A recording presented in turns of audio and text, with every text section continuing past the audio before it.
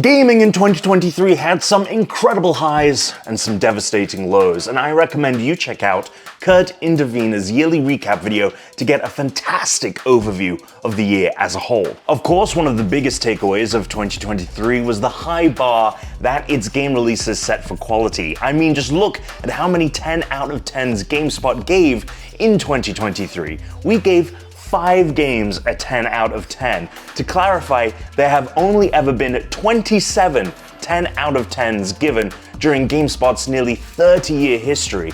That means that nearly 20% of all 10 out of 10s the site has ever given were given last year. While there is no objective way to figure out what the best year for video game releases is, it did get me thinking, if it isn't 2023, what year was it? So I spoke to some staff members here at GameSpot about what year they think was the best for video game releases and how 2023 compared. Make sure to like and subscribe for more great gaming coverage in 2024, and let me know in the comments what you think the best year for video game releases was. I would have to put forth 2018 as the best year for video games of all time. It starts with Red Dead Redemption 2 for me. The character work in that game alone, it's one of a kind. I've never seen anybody write characters with the depth and nuance that Red Dead Redemption 2 has. If you look at Insomniac's Spider-Man, it's funny now today we've already had 3 of these things, but in 2018 it was new. They're still cool, but that first one really hit different when you got to play with those traversal mechanics for the first time. Another one that I think people kind of forget about, Hitman 2. That was when IO Interactive was kind of hitting their stride with their, what we know today as the World of Assassination trilogy. The first one they tried to do episodically 2 years earlier and kind of made things weird for them, but then 2018, like, they really knocked it out of the park, and obviously that game's gone on to do such great things. Forza Horizon 4, probably the peak of that series. Tetris Effect, which, you know, takes what many consider to be the greatest game of all time and makes it an audio-visual, like, kaleidoscopic spectacle like none other. I include this one almost with a caveat that, you know, it didn't really pop off for another 2 years, but Among Us did come out in 2018. Certainly that's been highly influential. You know, it sadly took a pandemic for people to appreciate that game. The Shadow of the Colossus remake came out that year. A remake, but a very well done one. Astrobot Rescue Mission, probably one of the best VR games ever made. Smash Brothers Ultimate, which is basically like the Marvel team up of every roster ever, like all in one Smash Bros, which is pretty sweet. Monster Hunter World, many people think that that's kind of like that series being perfected. You got Octopath Traveler, which was Square going back to like an old style of RPG with some new touches, but like that very distinct art style that they've now done a couple times. Dead Cells, you know, regarded as one of the best roguelites. Celeste, an incredible platformer. Return of the Obra Dinn, which is like the picture-perfect detective game that like gives you nothing and expects everything from you. And then there's even a couple that I actually, in my heart, are like up there with Red Dead. I mean, Sea of Thieves is my favorite game of all time. People might forget, but that was the first game to do like the day one Game Pass thing back in 2018. People might laugh, but I really like Fallout 76. I know that game, again, had its issues at launch. Probably the worst on this list, actually. I think that's another case of a live service game that has gotten much better, and now today, you know, 6 years later, it's in a much better place than it was back then. And then DayZ was in early access for 5 years, but it officially went 1.0 in 2018. So again, maybe an asterisk next to it, but that was another really great one. Admittedly, it is tough to argue that 2018 deserves a spot ahead of 2023. Again, going back to Red Dead, and then even stuff like God of War as well as as a secondary example. Just the character work that came out in 2018 felt like video games were hitting a new milestone. Arthur Morgan and Dutch Vanderland, and even like the early version of John Marston we're seeing, whom we obviously know from the original game. Like, I don't know when the next game comes out that like does character writing better than Red Dead Redemption 2. If nothing else came out in 2018 but Red Dead, I would still say like that was a hell of a year.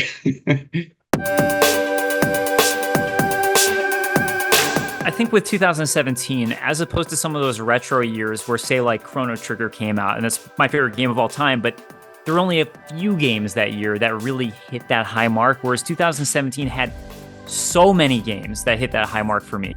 There's Hollow Knight. I never thought any game would top Castlevania Symphony of the Night or Super Metroid for me as my favorite Metroidvania game, and Hollow Knight did it. It's now my favorite Metroidvania game. So that alone is a big one for me. But then, I mean, Zelda Breath of the Wild, kind of a small game that you might have heard of. Persona 5 released worldwide, technically released to Japan in 2016, but I'm counting it as 2017 because that's when I got to play it. You had Super Mario Odyssey, which for me as a collectathon fan who loves Banjo-Kazooie, it hits those high marks of a great collectathon game. There's Nier Automata, which is a great artsy type of game. I'm a huge From Software Souls fan, and while no From Software game came out that year, interestingly, Nioh did, which was amazing, and Team Ninja hit the mark making a From Software style Souls-like game with its own unique twist on it. Then as a platform fan, there were tons of great platform games too. Sonic Mania, the first great Sonic game in a long time, and Crash Insane Trilogy, which was just a great remake of the whole franchise essentially, and Cuphead, which is just an incredibly well done, brutal, kind of shmup platformer game, right? And just a unique art style. And lest I forget, Resident Evil 7, which to me brought Resident Evil back to the limelight that it should be after Resident Evil 6. It said, hey, we're gonna make a horror game that's actually scary and fantastic, and I think it's one of the best games in the series. While there are a lot of games I love that came out in 2023, none of them hit the highs of 2017 for me, or actually, honestly, a lot of other years. I mean, there's just so much in 2017 that consistently blew me away. 2023 was a great year, but 2017 was a better year for Dave and the types of games that Dave loves.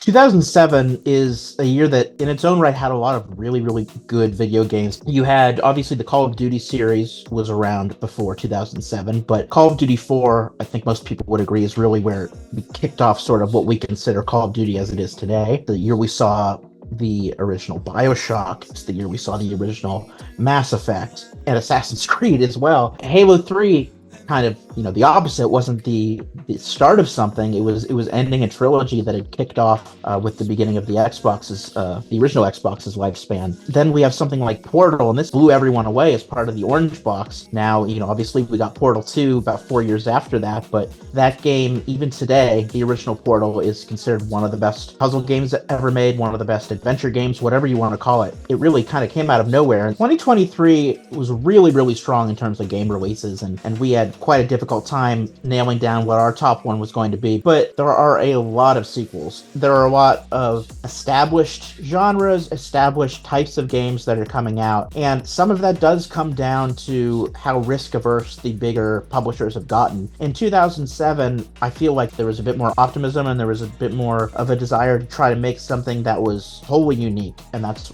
why we saw something like BioShock or Mass Effect or Portal. Those sorts of games are getting fewer and farther between. And sometimes we get one. It was still a sequel, like with Baldur's Gate 3, but we used to be getting a lot more games like that. I hope at some point that sort of spirit we got in 2007 can come back stronger.